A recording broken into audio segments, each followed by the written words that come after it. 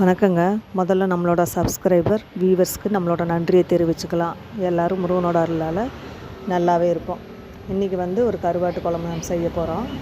கருவாட்டு குழம்புக்கு வெங்காயம், தக்காளி, பூண்டு 3ம் வதக்கி எடுத்து வச்சுருக்கிறேன். ஒரு எலுமிச்சளவு சைஸ் அளவு புளியை ஊற வச்சு எடுத்து வச்சுருக்குறோம். அப்புறம் கருவாடு நம்ம எந்த கருவாடு வேணாலும் எடுத்துக்கலாம். கருவாட்டை நல்லா கழுவி எடுத்து வச்சுருக்கிறேன். நம்மளோட குழம்பு மிளகாத்தூள் 50 கிராம் எடுத்து வச்சுருக்கிறேன். அது கூடயே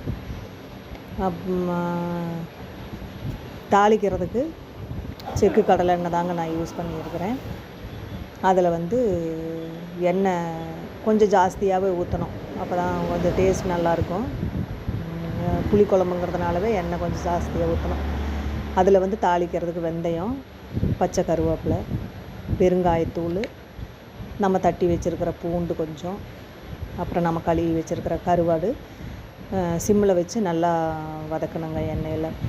அதுக்குள்ளேயே நம்மளோட குழம்பு மிளகாத்தூளை சேர்த்து நல்லா வதக்கிறப்ப வர்ற வாசம் பாருங்கள். நம்ம பக்கத்து வீட்டு அக்கா தட்டில் சாப்பாட்டோட நம்ம வீட்டு குழம்புக்கு வந்துடணும். அவ்வளோ ஒரு வாசமாக இருக்கும் பார்த்துக்குங்களேன்.